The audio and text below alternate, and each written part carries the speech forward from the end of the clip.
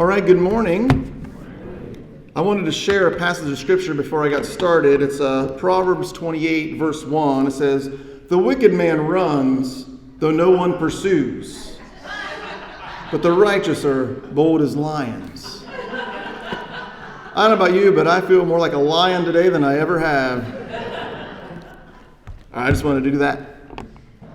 Now, we're continuing our series on unlocking wisdom, and we're talking about this idea that God wants us to live wise lives here and now. And remember, last week we talked about how what God doesn't want us to do or expect us to do is to reject reality. Right? We're not supposed to reject reality. We're supposed to accept reality the way that things are, if we're going to live wise lives. And so this morning I want to talk about losing or fighting a losing battle. How many of you have ever felt like you are on an uphill battle and you're probably not going to win? We don't like this type of news. We don't like the news that says, in the end, you will lose, right? We just don't like that kind of news. Ignacio and I were talking this morning as he was enjoying his donut, as he should have. And he says what most of us say is, well, one day I'm going to die of something, so I might as well eat this donut. Which is absolutely true. But we don't like to think about those things when we think about it, because so I've been on a bit of a health thing for a little bit.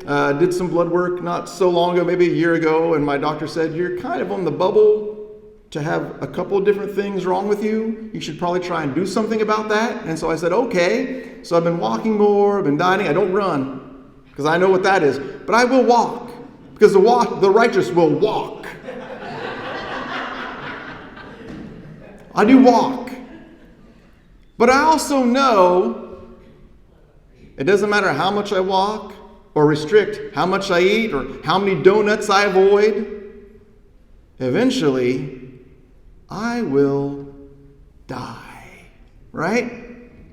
And I was joking with Ignacio too, but the flip side of that is sometimes we'll say, I might as well enjoy this donut because one day I'll be dead. But sometimes we have too many donuts. We've enjoyed too many. My grandfather would always say, I'll eat what I want. He had congestive heart failure. He had a few things going wrong with him, and he was supposed to restrict his diet, no salt, no this, no that. But he didn't like to listen, because he would say, well, one day I'm going to die anyway. No one's going to tell me I can't eat my mashed potatoes and put as much salt on there as I want. And in the hospital, he told me those words. He's in the hospital with congestive heart failure, and he said, if it kills me, it kills me. And my grandpa, the problem is it doesn't kill you. It just puts you in incredible amounts of pain, but somehow you survive.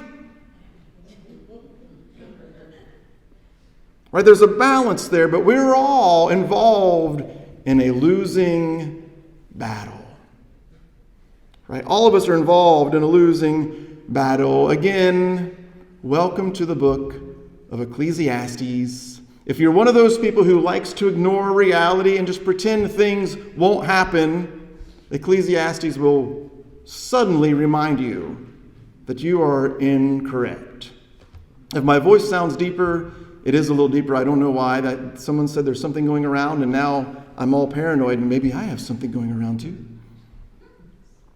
Ecclesiastes will remind you that no matter what you're up against, one day that will end. But Ecclesiastes will also tell you that is good news.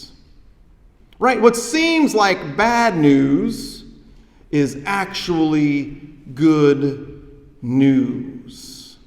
That nothing lasts forever. Nothing lasts forever. Remember, there's no hiding from the truth in Ecclesiastes.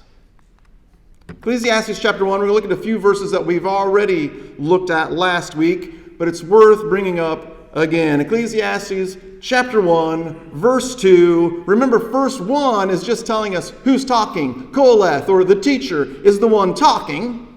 And the very first thing this teacher has to say is, meaningless, meaningless, says the teacher, utterly meaningless. Everything is meaningless.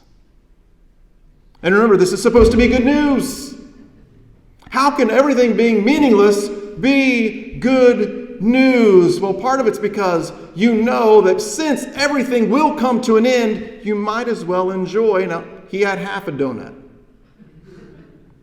You might as well go ahead and enjoy that donut because nothing lasts forever. So enjoy what you have while you have it because nothing lasts forever. You see, you're presented with two choices on how to react to this truth. Actually, there's three. One is to ignore the truth. The other one is to be cynical about the truth. And the other one is to enjoy the truth. Everything is meaningless because everything comes to an end. Therefore, choose your path, right? Will you ignore it? Will you be negative about it? Or will you enjoy it while you have it? Meaningless, meaningless, says the teacher, utterly meaningless. Everything is meaningless. Generations come and generations go, but the earth remains forever. You see, Ecclesiastes focuses in on what's called finitude, right? The idea that everything is finite. Everything comes to an end. But one of the things that we need to remember is it's not just death that brings an end. We have multiple beginnings and multiple endings in our lives. Generations come, generations go. Another comes, another goes, another comes, another goes, right? Beginnings and ends throughout. The sun rises and the sun sets, and then it hurries back to where it rises again. Every day has a beginning and has an end. You live through multiple days. I don't know how many it is because I didn't do the math, but there's a lot. The average person lives 4,000 weeks. Whatever 4,000 times 7 is, that's how many days we got. Is that 28,000 days? Or yeah. Let's look at that. Woo! Yeah. Preacher and mathematician. Every day comes to an end and you live. And you start and you end and you start and you end every single day. Everything is on a cycle. Everything is on a cycle. The wind blows to the south and then turns to the north. Round and round it goes, ever returning on its course again. There's this cycle that happens, this cycle of life. It comes and it goes, it comes and it goes, it whirls around, it goes this way and that way. And you know what's really interesting is you can do nothing about it. Talk about a losing battle. You ever tried to make the sun stop? Now, I know technically the sun has stopped. I get it. Although even more technically, that's not true. But anyway,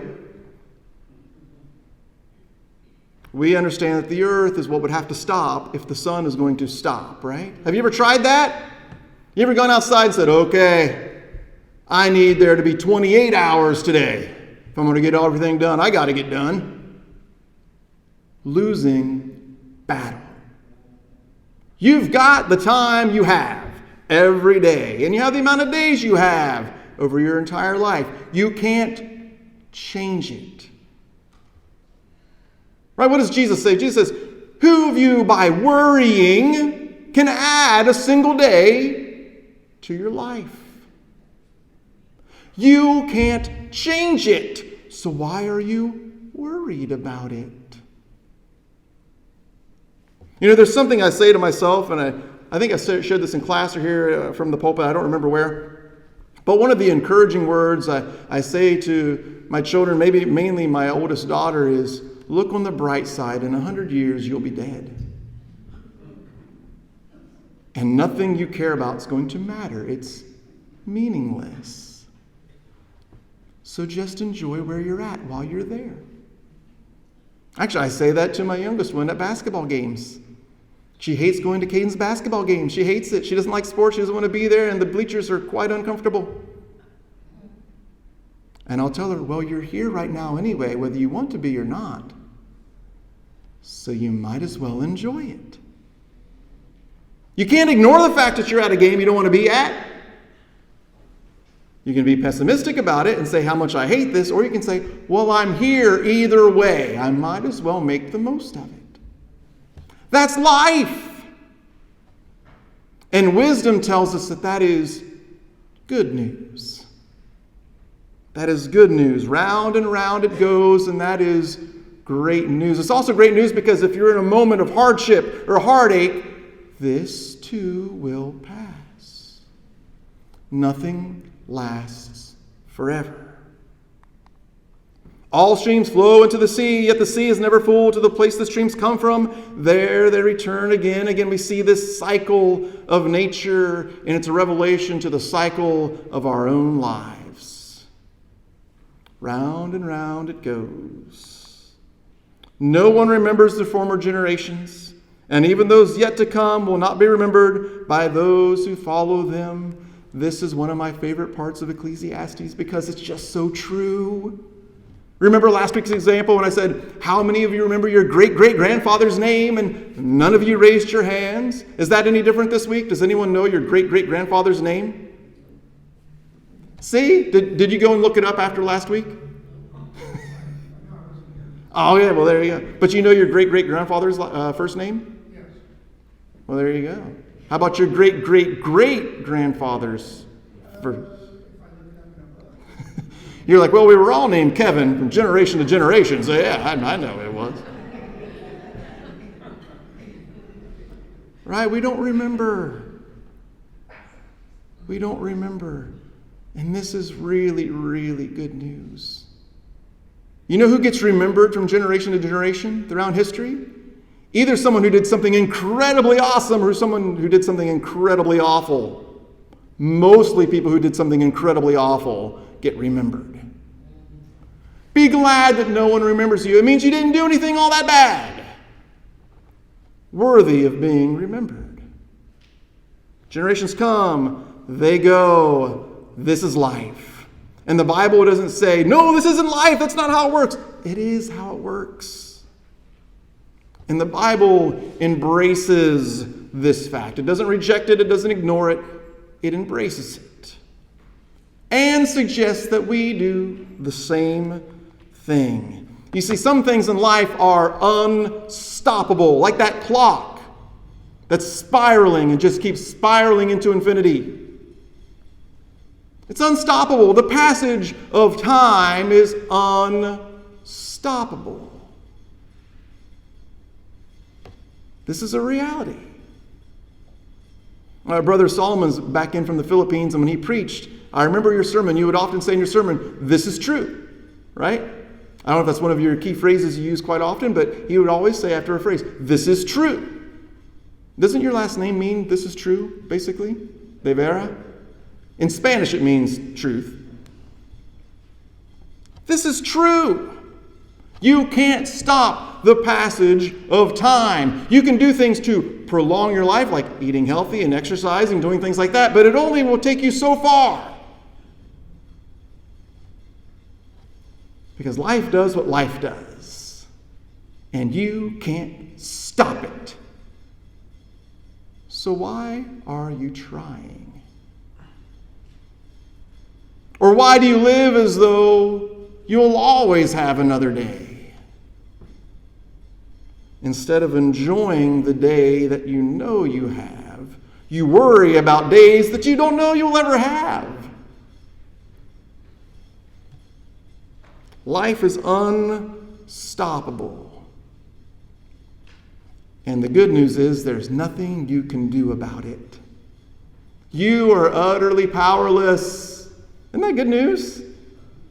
It is, because it relieves a whole lot of pressure from you thinking you're going to do something that you cannot do. Look at some verses we didn't look at last week. This is probably the most famous passage of Ecclesiastes. It's been turned into song. I forget what the name of the group was.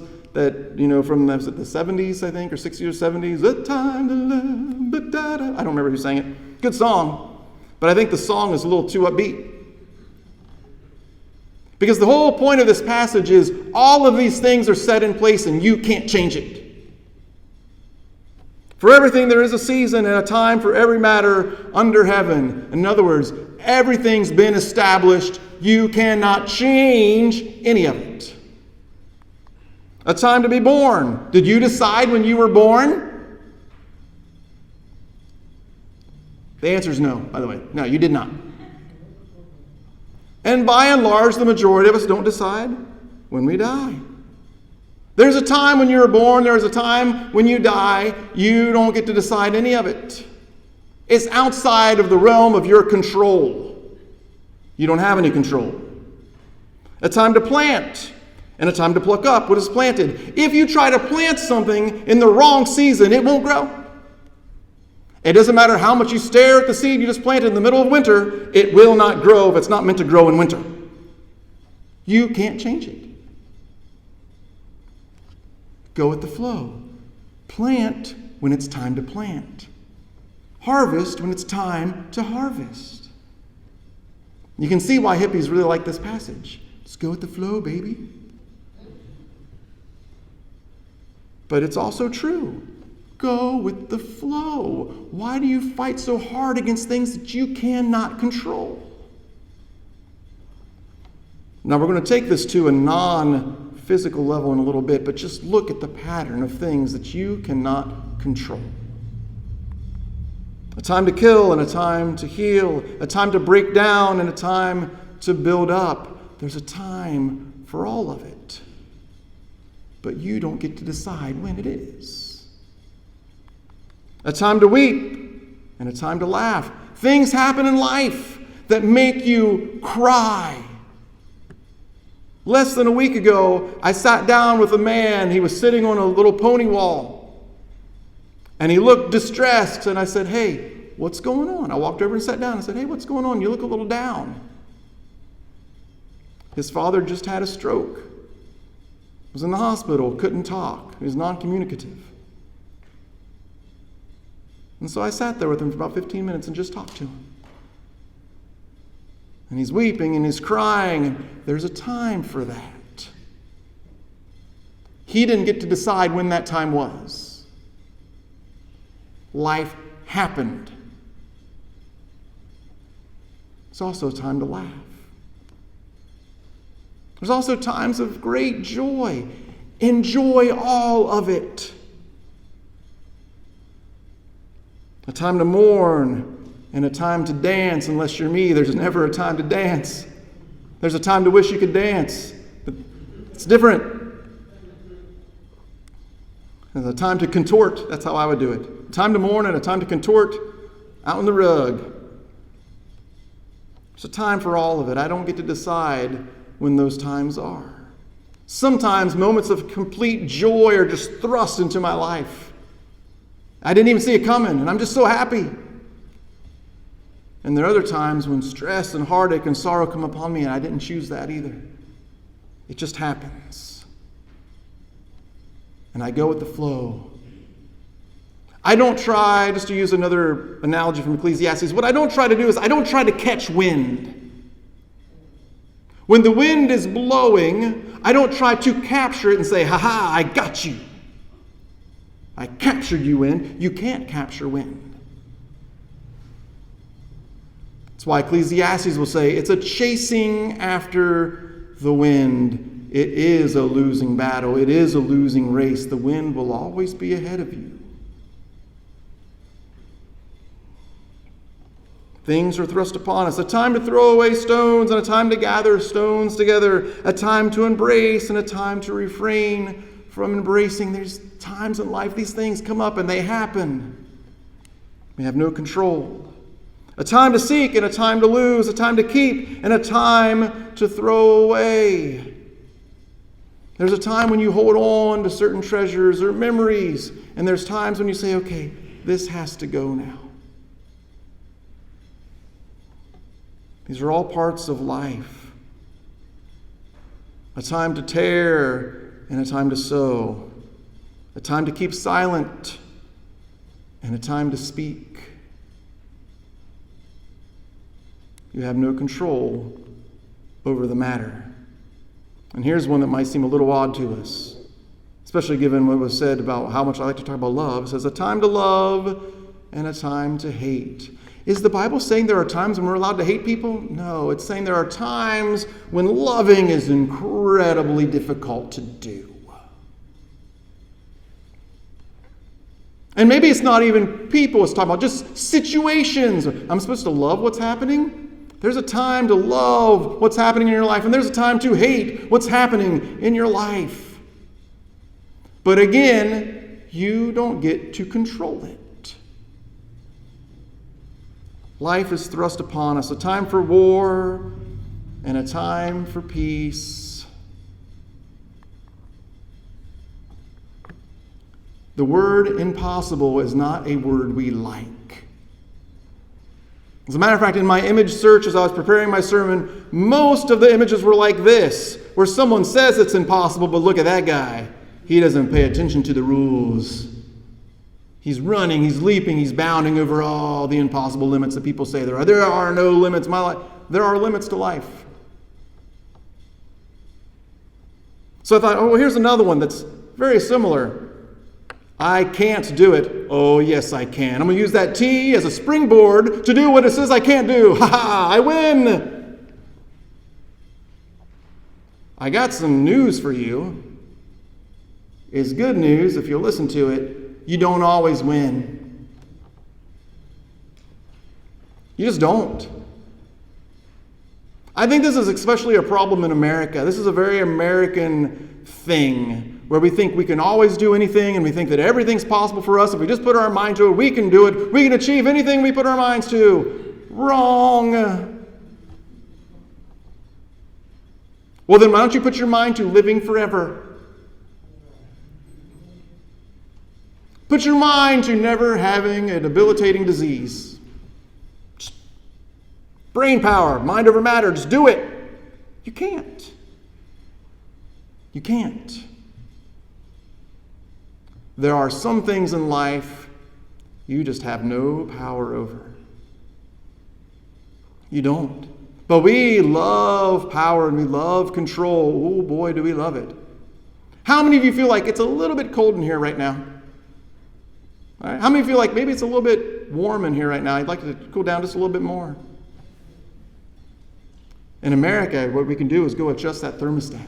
Up 1 degree, down 1 degree, whatever we want to do to make our life comfortable. We have controls, right? Remote control. Some of us are so advanced, we have voice control of our TV, it's not really a radio, but to our music. We just speak and things happen, right? But there are some things you just can't talk out of happening. You can't do it. You're powerless. Some things are impossible. And that finger, it's Uncle Sam's, actually not, but Uncle Sam's pointing at you. You can't do it.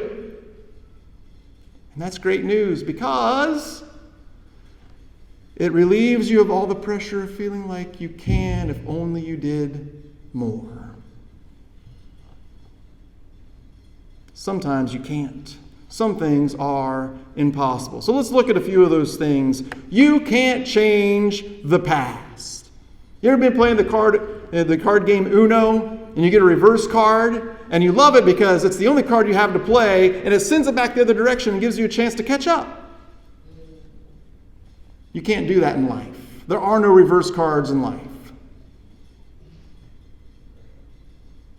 You can't change the past. I know we all wish we could, and some of us torment ourselves. As the Ecclesiastic author said, day after day and night after night, I'm tormented by my own thoughts. We torment ourselves about things that have happened in the past, things that happened to us or things that we did in the past. But we cannot change it. You are powerless to change your past. So again, you've got 3 choices. You can ignore it, you can become cynical, or you can make the most of where you're at now.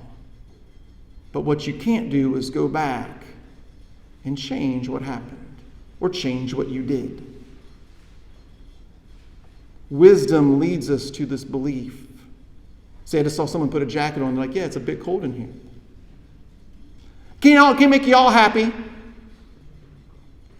can't change the past. And you've been living with such guilt and such agony and such pain over that thing that you said or did, and you just can't believe that you did that 20 years ago. You can't change it. Just learn from it. Don't let the past rob you of the joy that you're supposed to have today. Can't change it. Here's another one. Speaking of things you have no power over, other people. Some of y'all need to figure that one out fast. You can't change other people. Now, if you're in a loving relationship, you can help one another change and progress. But what you can't do is force someone to change when they don't want to change.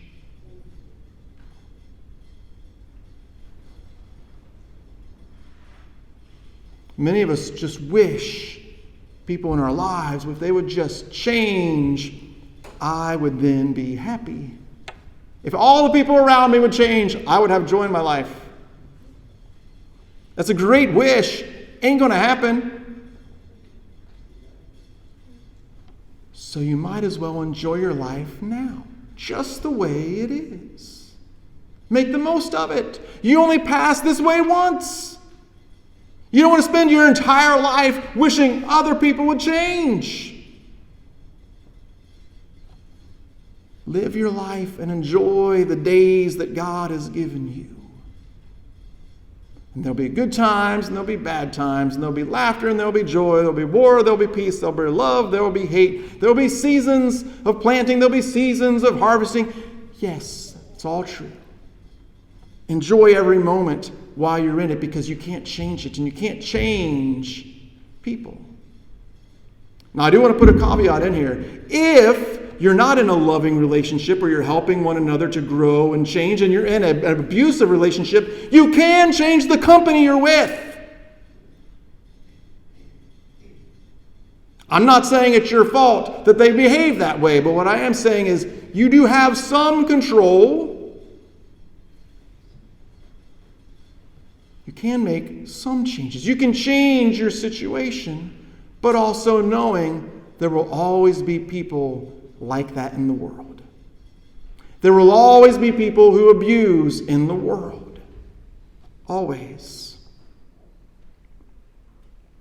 What you can decide is, who are you going to be? And what kind of person you're going to be. Oh, here's another one. This is unstoppable.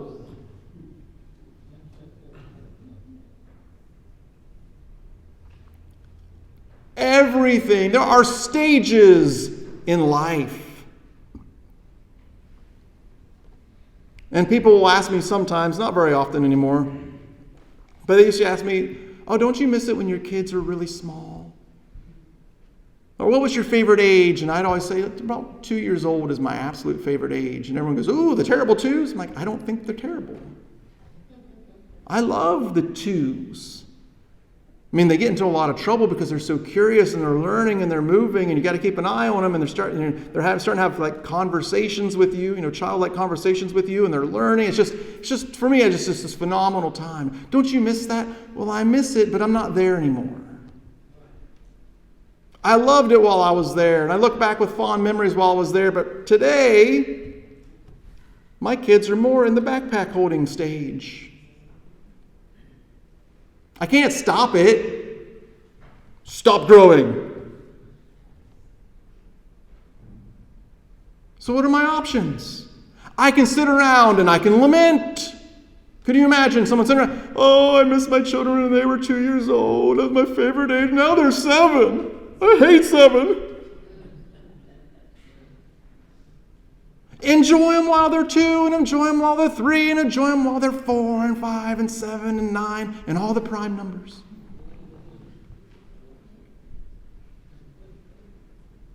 Enjoy each stage of life while you're there. And guess what? There's multiple stages represented. When your children are on this side, you're on that side. Enjoy where you're at. Because you can't change it. My son and I talk. He loves basketball. And I know some of you in here love basketball too. He's like, oh, if I were 6'5", or if I were 6'8", or if I, right? Like, if I had these physical abilities, that would be amazing. And it would. But you don't.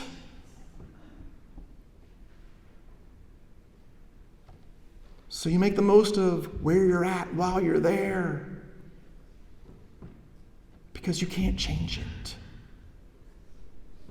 So enjoy where you're at. And even as we grow old and our bodies deteriorate, as Ignacio and I were talking about, so enjoy that donut. Yeah, enjoy it. Enjoy it. Don't enjoy it so much your life gets complicated by pain, like with my grandfather. But enjoy where you're at, because you'll never be there again.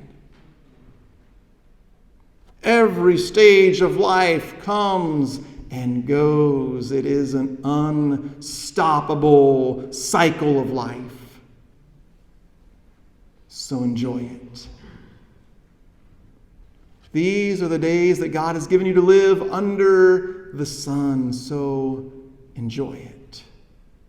Enjoy it. Enjoy where you're at. Now, some of this might sound like I'm saying, so what do we do? Nothing? Just sit around, everything that happens, I can't do nothing about that. I can't do. I'm just going to sit around my couch, watch TV all day. Can't do nothing about it anyway. That's the cynical part, right? We avoid cynicism. We embrace wisdom. And wisdom doesn't say, don't ever do anything. Wisdom says, know what you can do and know what you can't do. My grandmother had a prayer posted on her wall when I was a child. I'm sure half of you probably already know what the prayer is that I'm referencing. And it's a serenity prayer. I didn't know what it was at the time. I was just a kid, and I'd read it. It's like, oh, okay. It's like hanging on her kitchen wall. It's like, oh, sounds like good advice. It's not in the Bible, so I rejected it immediately. No. The serenity prayer. So I thought maybe this sermon we would just conclude with the serenity prayer. God, grant me the serenity to accept the things I cannot change. Courage to change the things I can. And wisdom to know the difference. Amen.